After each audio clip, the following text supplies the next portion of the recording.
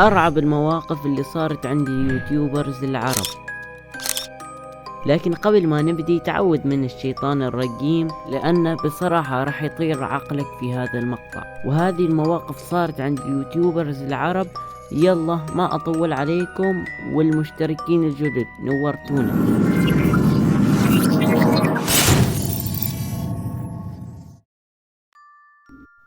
اليوتيوبر الأول كويلي، وكويلي هو من أشهر اليوتيوب، وتقريبا كل قناة تتكلم عن هذه الأمور، قصص الرعب وكذا. ولكن في أحد مقاطع كويلي قرر يصور في القبو. واللي ما يعرف كلمة قبو، هذا القبو هو كدور أرضي أو غرفة تحت الأرض. لكن من بعد الموقف اللي صار معاه ما رجع يصور ولا مقطع في هذاك القبو. انه يبي يبعد الناس عن هالبيت، ما يبي احد يقرب منه. واللي شافوه وركزوا على ملامحه يقولون كان له عيون كبيرة وشعر طويل وشكله بحد ذاته مخيف.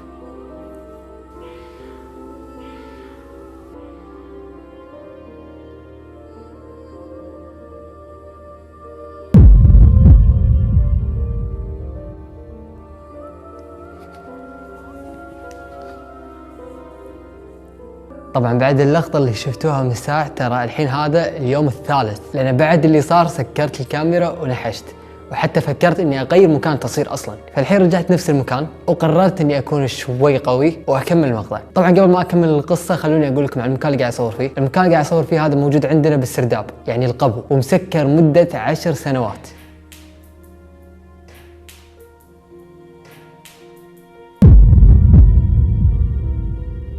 بعدين المهم بسوي نفسي ما شفت شيء.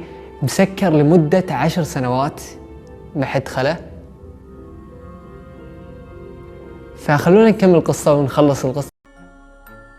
واليوتيوبر الثاني سيد، وهو من قناة شبكة الألعاب العرب.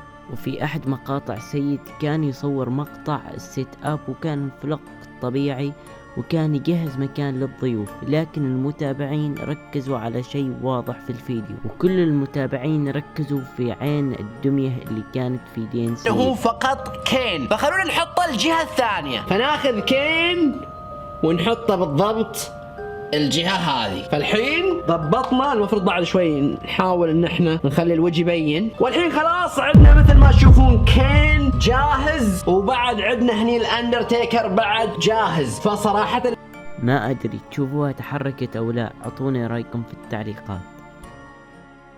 أما اليوتيوبر الثالث عامر كان يصور مغامرة في البيت المهجور، وصار معاه شيء يطير عقل. شوفوا المقطع بنفسكم واحكموا على المقطع. بسم الله الرحمن الرحيم. بسم الله.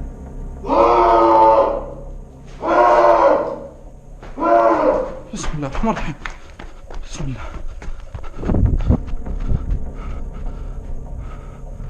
بسم الله. بسم الله. بسم الله الرحمن الرحيم.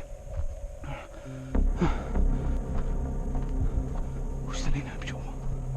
ها؟ وش تلينا بجوا؟ بسم الله. بسم الله الرحمن الرحيم. بسم الله.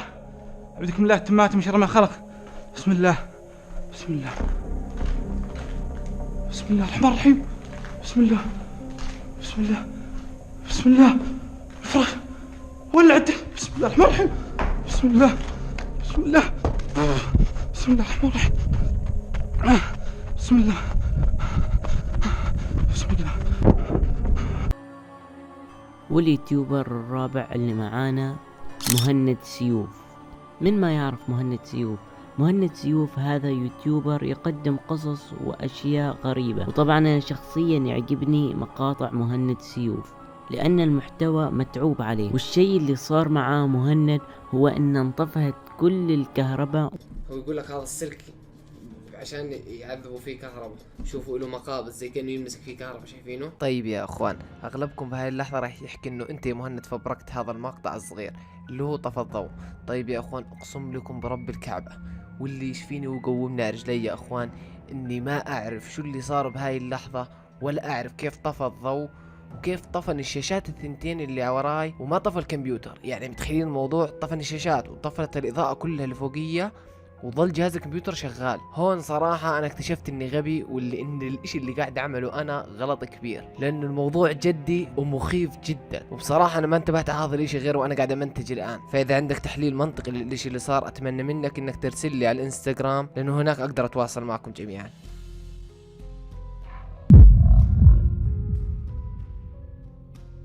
كأنه يمسك فيه كهرباء، شايفينه؟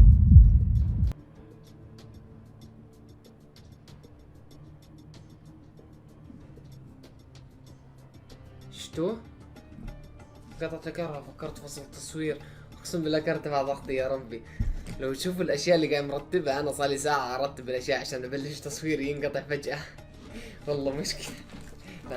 وهذا من افضل اليوتيوبر اللي عندي والعفوي، ومحتواه جدا مسلي وما اعتقد انه يكذب.